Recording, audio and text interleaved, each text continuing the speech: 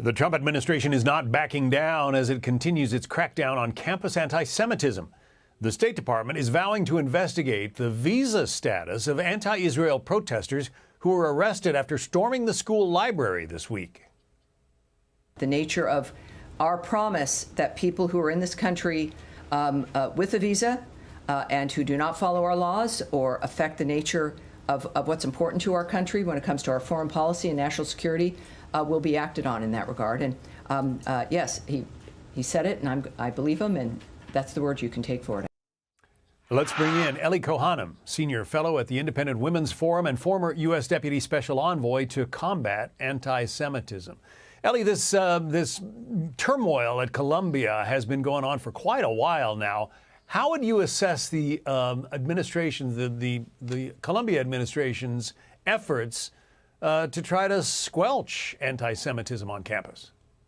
John, we are now 19 months into this despicable, violent, and pro-terror movement that's taking place all across our campuses and at Columbia University, which is my own shameful alma mater. And I would tell you that, yes, what we saw at Butler Library was ultimately 80 arrests were made.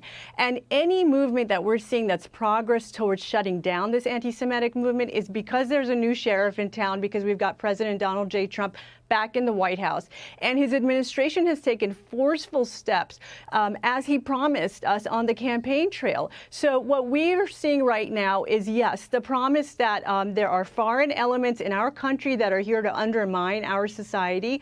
And so foreign students who are here on visa, they will be deported for supporting a pro-terror movement on our soil. They are not welcome here, as Secretary Rubio and the President have said. But the other element here is, of course, the power of the purse. And what we're seeing is the Trump administration letting the universities know that they will be cutting federal funds. In the case of Columbia University, that's already $400 million that they are unnoticed that they are losing. And there are talks taking place with Columbia University between the Trump administration and the university. And so I think the only reason we're seeing some progress at Columbia is because they understand that they are about to lose not only $400 million in federal grants, but also they have the possibility of losing billions of dollars in federal funding, John. Congresswoman Elise Stefanik says that schools like Columbia just aren't paying attention. Here, listen to what she has to say.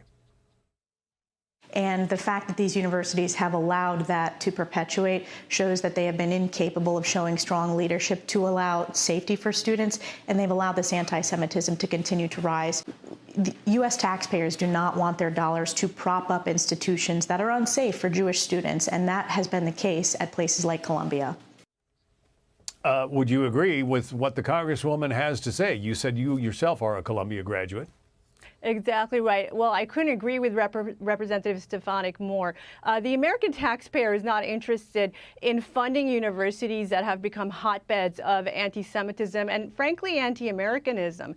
The student group that organized this Butler Library takeover has issued manifestos where they are literally calling for violence and literally supporting terror movements that the United States has designated as foreign terrorist organizations. And so we cannot have any tolerance for this violent movement. Everything that we're seeing stands against American values. And I want to tell you something, John. Ironically, May is Jewish American Heritage Month. President Trump issued a proclamation back in May 2020 noting the month and celebrating Jewish Americans. And so I really encourage everyone to take a look at JewishAmericanHeritage.org, learn about how Jewish Americans have contributed to our country and have helped to make our country a great place for all of our citizens. But again, you know, we're going to see the Trump administration, I think, continue to take very forceful action, hold the universities accountable. In the case of Columbia, not only is it the risk of students, the foreign students being deported, the risk of losing federal funding, but also the administration has told Columbia they want to put the Middle East Department under receivership, which is very bold action and necessary, because what we're finding out from students themselves is that in the classroom, they are actually being indoctrinated to hate America and to hate the Jewish state of Israel. And so all of this action is very welcomed, I think, by all Americans who want to finally see an end to this anti-Semitism. And I love seeing how all of these brave protesters are fully masked so that you can't identify them, at least, you know, while they're out there railing against Israel. And I have to say, the Trump administration has demanded that there should be a no masks policy. Ellie Kohanem, good to talk to you. Thank you.